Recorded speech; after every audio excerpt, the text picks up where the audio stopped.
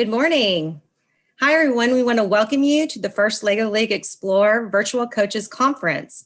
I'm Angela Shalene, and this is my co-host, Jenny Brumfield. We are both with the DFW Technology and Education Council, the program delivery partner for FLL Explore in North Texas. Today, you're going to be hearing from some of our veteran FLL Explore coaches who will be giving us some practical tips and best practices for setting up your teams for success this season. We'll also be sharing with you some information about what festivals might look like this season, and also providing an overview of the first remote event hub that program delivery partners will be using this season to host remote events.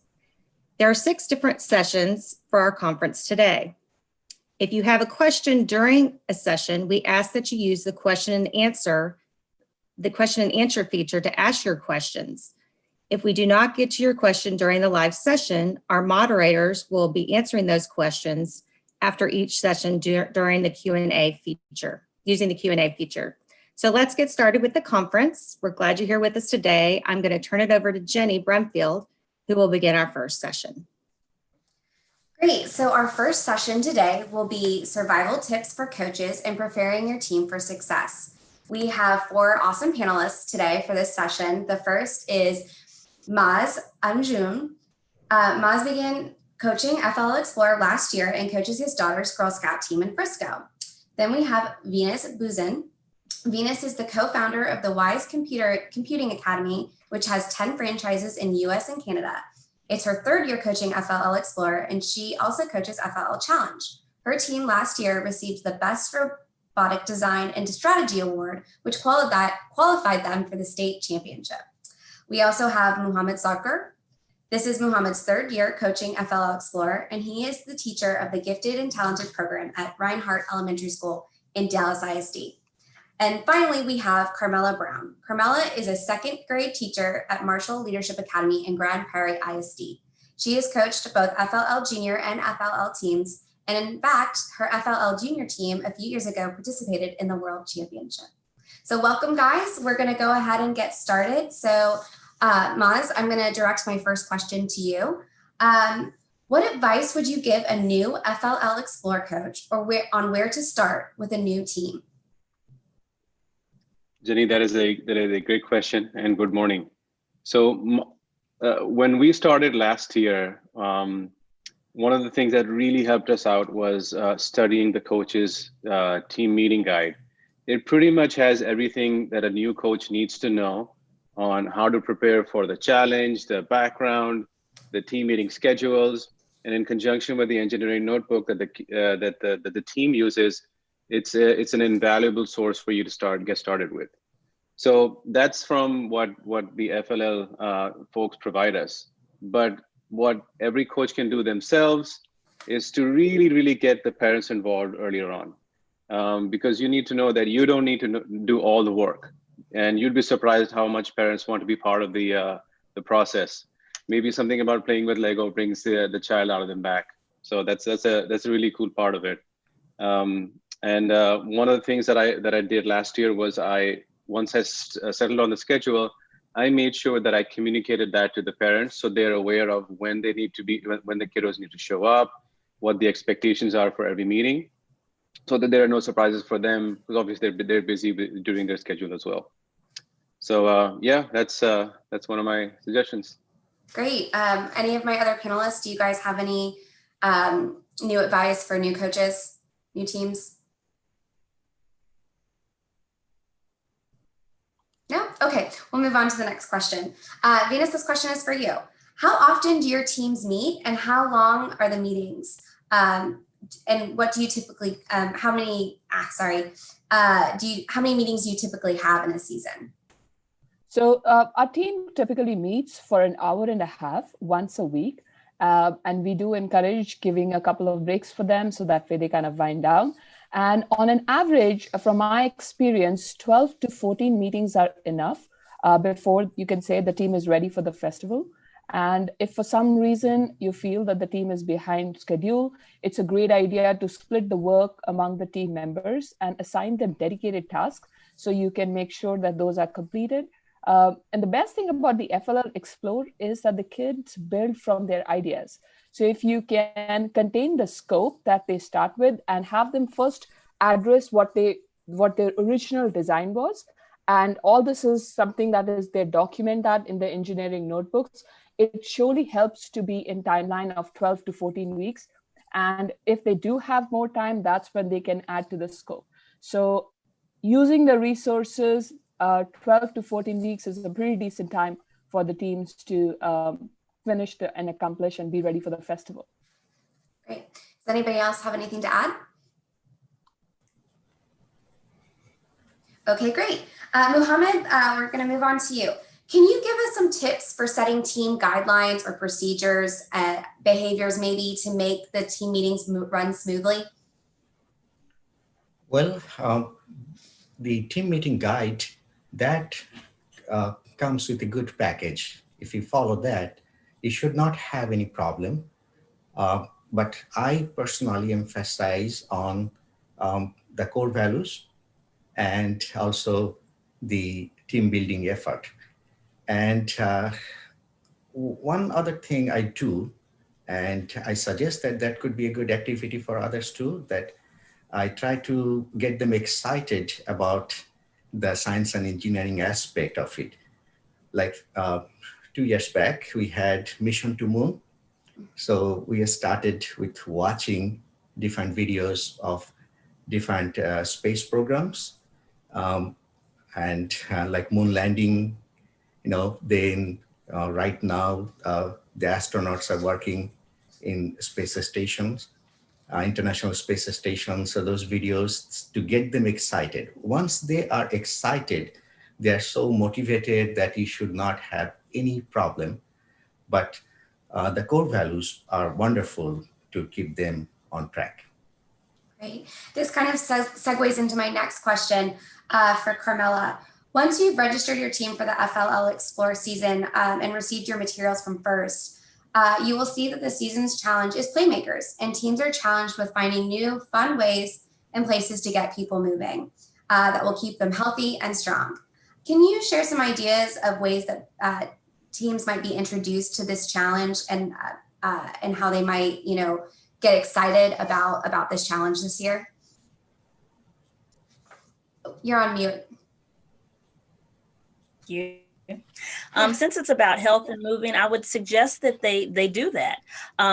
Kids have a hard time sitting for an hour and a half for these club meetings. So incorporating some kinesthetic movement and then introducing them to people that do that as a whether it's a school coach or a physical trainer, those kinds of things to kind of help them get physically involved in the challenge.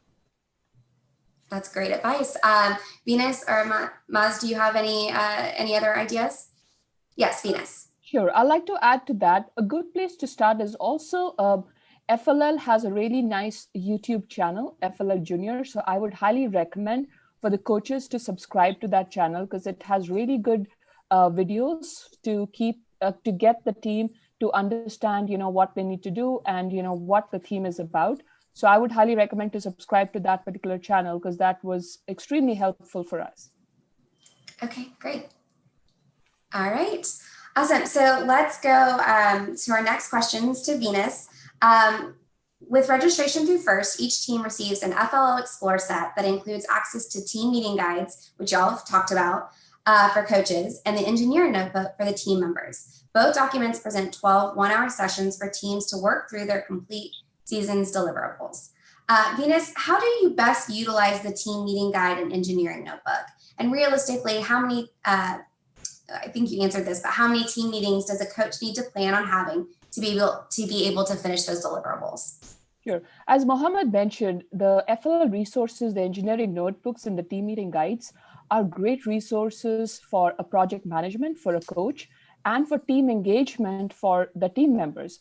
It reinforces the team about the importance of writing your ideas for clarity, creating a blueprint, and also the team discussion. So what I'll do is I'll also share with you a small presentation where I kind of took snippets of what is there in the team meeting guide and the engineering notebooks to give you a visual of that as well. So let me go ahead and bring that up. So this is, a glimpse of a few pages from the team meeting guide. It lays out a really good high-level plan and pre-session checklist for you as a coach, for you to create a project plan of what your team is going to do for these 12 sessions. And it also comes with inputs of how are you going to make it fun? So there are some really nice introduction activities. And one of the favorite of mine is about Let's Dance. It really connects the team and ensures that from a child's perspective or from a team's perspective, they are having fun at the same time they're building. And there's pre-session checklist for you as a coach, for you to go through what all things do you require for the program. The goals per session as an outcome, as you have 12 sessions that are laid out, what should be the outcome from session 1, from session 2? It really gives those inputs as well. So you can make sure that there's a deliverable after the end of each meeting that you're hosting for your team. And as you kind of approach towards the end of the 12 weeks, it also prepares a list for you or shares that information. Are you ready for the festival? And, they're kind of check boxes where you can track yourself, and if there's any activity that is missing or reinforcement that's required, all that just kind of comes back to you, and it's documented really well. Team engagement, as I was mentioning, their introduction activities, the Let's Dance, this is the one that I was talking about. It has a really nice YouTube video, very peppy song where the team can create a dance for themselves and make sure that, they're enjoying other than, building aspect. And this is a glimpse of an engineering notebook. So this is what the students take with them or the team members keep with them. It kind of lays out what is the mission about, what are the core values when we're talking about discovery, what is expected out of you. So it's something that they, carry on even after the competition about things that they're going to be experiencing through their FLL Explore journey. So this is an example of the documentation I was talking about, where you create a blueprint of, say, for example, you're starting with this year's theme is about playmakers, how to stay active. What are the things that would make you active? So if you've penned it down, you've kind of created a scope for yourself. When you switch to building, you can always refer back to that. And this is one place for the documentation. It's not, loose sheets that the team has to keep a track of. So it's a one place for the team to look at. Tips in coding and automation. So the competition entails for the team to also understand the programming concepts. So it also kind of gives a really good description of that. So these are really good touch points that the coach can refer to, what a start block means and what is expected out of the sensor. So all that is also documented really well. And if you're new to Vidu, which is the software that they use, they've kind of also given you insight of, where to access, how to access in the document as well. And if you don't have a printed copy, FLL resources also provide you details about how you can access it online, which I think is really helpful. So you have a soft copy as well, just in case. And answering to the second part of the question, Jenny, you mentioned about how many sessions, as I was mentioning, on an average 12 to 14 meetings are enough before the team feels that they're ready for the festival. And again, you just keep a track of that because you have an overall project management or a plan that you are having an outcome that, what is expected of session 1 and session 2. The team kind of warms up to that process, for the first, I want to say 3 to 4 weeks, and then they kind of pace up. So you can always have time to catch up and adjust your plan. So all that is kind of incorporated in these books that are shared with us. Great. Thank you so much. I love that. Very, very thorough. Want to move on to a little bit about the coaching. So Maaz, this question is for you. As a coach, how do you prepare for your team meetings, and how much time do you usually spend preparing for each team meeting? That's a great question. So what I did last year, and I think this is a general rule for most people because it just makes it easier, is the team guide really lays out what you need to prepare in terms of the content that we need to go through for every meeting, the number of meetings, about 12 or 9, at least that was the recommended from last year, depending on how many sessions you have. But what I used to do was before every meeting, or at least a few days before every meeting, I used to go through the notebook. So just so I can understand what is the what is the required content to go through for that particular session. And then I made sure that I always, this is a recommendation from somebody from last year. It was pure gold. Just read through at least past 8 or 9 sessions, because that's where the real work begins. That's when the kids are actually bringing all the content that all the learnings from the first few sessions into their actual build. So that's what you should be gearing for towards the end. But one of the things that really helped me and helped my team reinforce what Mohammed said earlier was I printed out the core values and highlights, high points for the challenge. Last year we had the Boomtown build, so it had to incorporate a building that solves a problem for the community and a couple of other things. So just reinforce that in every meeting that, look, this is what we're aiming for, because kids, they tend to go off on their own little world, and that's perfectly fine. We definitely want them to do that, but we want them to remember the core values and the challenges that we're trying to address. And then one last thing I'll mention is that prepare homework for that. Hold on one second. I think we have a panelist that needs to mute. Beatrice, will you please mute for me? Thank you. All right. So sorry. Can you continue? No worries. Just a couple more things. What I used to do that really helped me was, while I'm planning out my session, I always have homework ready for the kids. I know it sounds daunting to give them homework, but this is more in terms of research. Hey kids, for the next session, I want you to be prepared for these 3 or 4 things, because that really helps them take something back and bring something back and really get them involved in between. And if you're not sure of how, let's say, the WeDo works, try it out. I mean, most likely you're the one who's, if you're the coach, you probably have the kid on you. Just try it out. I'm telling you, it's a tremendous amount of fun if you just do it yourself. Great. Any of our other panelists, do you have any tips for coaches on how they can prepare? I'd like to add to go to the FIRST website and use the multimedia resources that are there. They have a list of all of the videos from YouTube and other places that'll help with resources for coaches as well. And I like that you did homework. We used to do that too. I'm a teacher, so we had a Google Classroom set up for our team, and they had to submit a product each week or each meeting. Yeah. Okay, great. Anybody else got any hot tips for coaches? Okay, great. We'll move on to the next question from Mohammed. Are there any additional supplies besides the Explore set and the WeDo that you think teachers or coaches might need for their teams to be successful? I will say generally not. They will give you what you need. That's good enough. But I want to emphasize this point that as coach, we have an extra burden on our shoulder. Now, what is that burden? The students or the team members, they are eager to build the model, okay?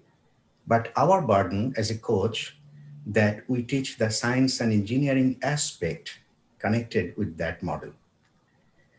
So sometime to teach that, you might have to find extra stuff. It could be something extra they are building to go with that, or it could be some kind of experiment they are doing so they get, a better picture. It could be some kind of video they are watching.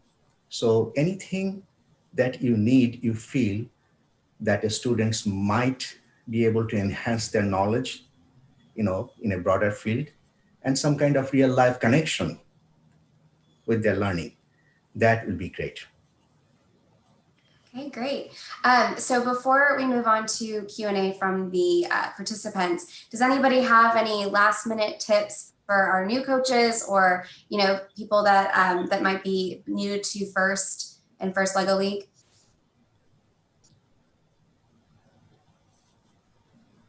Okay, well then, Angela, I'd like to bring Angela back on to go through some of the questions that we've gotten in the chat during this session. Thanks, Jenny. We have several questions, and before we get started with those, I'm going to address a couple of them. In one, we had a couple of questions on registration. It is not too late to register for the season, and you can go on the National First website and do that, and we'll provide that information for you in the Q&A feature. But most people's, the season has been extended to June, and so you have plenty of time to register, get your materials, have your 12 sessions or more, and be ready to participate in a festival nearest you. You are going to want to check with your program delivery partner that's closest in your area to find out what their festival schedule is. We will be going over more information on festivals later in the program. For North Texas, we will be starting our festivals the end of February, and they will continue on through June, and there'll be dates in each month after February. And we will be releasing those on our website. Those will be available early next week. As far as the team meeting guide, that is what you, in the engineering notebook, you will get that once you register nationally with FIRST. And once you register, those materials will come in the mail along with your Explore set.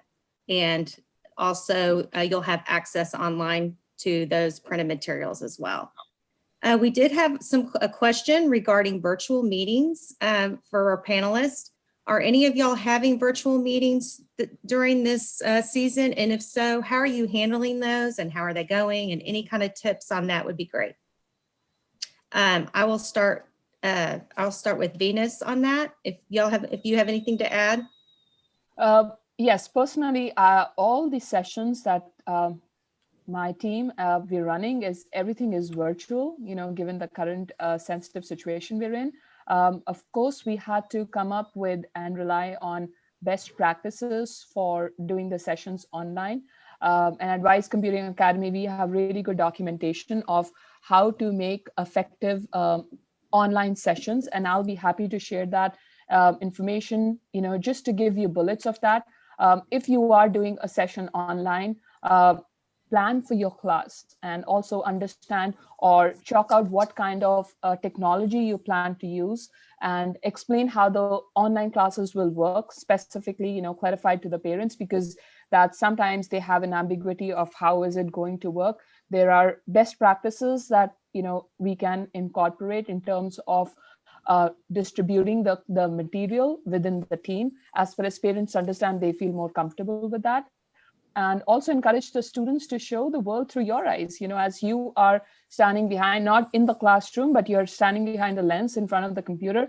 If you show them and you get them excited of, what the FLL Explore is about, it is not as important to them that they see you physically, as far as they have the materials and you can figure out how to distribute that within the team. It definitely is a great experience for them. And, even if it is COVID, if we can bring it to them and make them part of FLL Explore, they really enjoy this program. Do any other panelists have anything to add on that question on virtual meetings and how you're handling those? All right, thank you, Venus. We also had a question about any of you that are doing after school programs or meeting after school, if you have any tips on just how you run your meetings and how long those are. Does anyone have any thoughts on that? I can take that one. Okay, thanks, Mohammed. Okay. I'm doing after school. It's every Wednesday from 3 to 4 o'clock. So it's 1 hour every week. But as we have started late this year, so I may have to, later on, I may have to do 2 sessions per week because generally the engineering notebook will suggest 12 sessions. So it takes about 12 sessions to prepare well. You can squeeze a little bit and you may go after 10 sessions, but if you have less than 10, you may not be well prepared for a show. At least 1 hour per session for about 10 to 12 sessions you need. Thank you for that information. I have a third question, and this is around team meetings as well. Do any of y'all coach more than one team? And if you do, how do you manage that? Do you have them meet together? Are they meeting separately? Just wanted some tips on that from somebody. In the past, I had 5 teams, and we all met at the same time, but we had different areas. And this is, it'd be difficult to do virtually. This is prior COVID. But I made sure that everything was sorted or color coded. So the teams had colors and everything that belonged to that team was one color, if that makes sense. They also had separate Google Classrooms so that they would put their responses or their materials that they created in that Google Classroom to document their learning. If that helps. That's great. I think that is all the questions that we had from our audience. We want to thank all of our panelists for the great information they shared today. And this is going to conclude our session.